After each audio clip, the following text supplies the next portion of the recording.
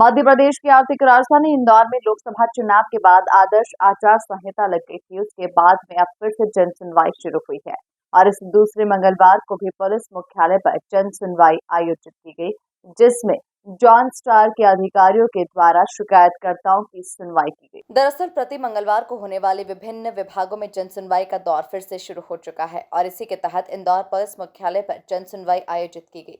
इस जन सुनवाई में शिकायतकर्ताओं के द्वारा पुलिस के समक्ष शिकायती आवेदन प्रस्तुत किए गए, जिनमें आपसी विवाद, धोखाधड़ी और पारिवारिक शिकायतें ही सुनाई में आई है। पुलिस का कहना है कि तमाम शिकायतों को जांच पड़ताल करने के बाद संबंधित विभागों को भेजा गया ताकि जो फरियादी है उन्हें उचित न्याय मिल सके। लेकिन जिस तरह से जन सुनवाई में शिकायतकर्ताओं की शिकायतें कम हो रही है, उसे लेकर अधिकारियों का कहना है कि जोन स्तर पर डीसीपी जन सुनवाई कर रहे हैं और वो भी शिकायतें सुन रहे हैं।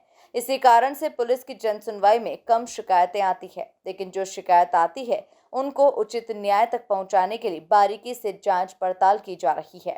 लगभग 4-5 जन सुनवाई में शिकायतें आई हुई थी। उसमें से तो एक अरविंदो कॉलेज की बच्ची थी जो अपने साथी दारान पर आरोप प्रत्यारोप लगाया था। उसमें थाना प्रभारी को बताया गया वैधानिक कार्रवाई के लिए। एक शिकायत आई हुई थी जो साइबर से रिलेटेड है, गलत अकाउंट नंबर पे आरटीजीएस हो गया है, जिसकी इंटरटेन शिकायत हो रही है क्राइम ब्रांच में। तो वहाँ के जो एडिशनल डीसीपी साहब हैं उनको उस चीज़ से इंगित करवा दिया गया है।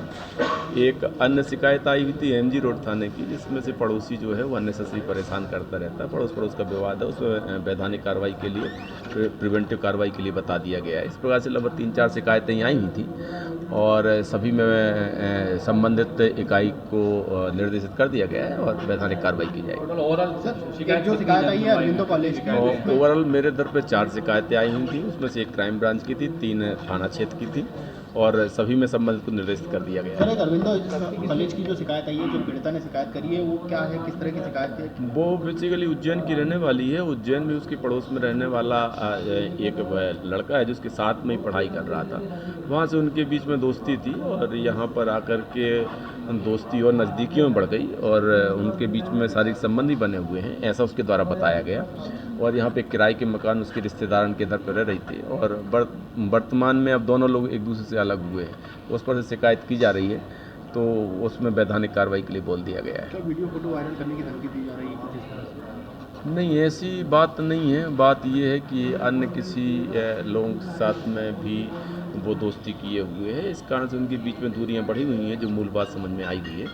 लेकिन चूंकि गलत किया गया है तो उस पर जो कृत्य किया गया उसके मुताबिक धारा में कार्रवाई की जाएगी।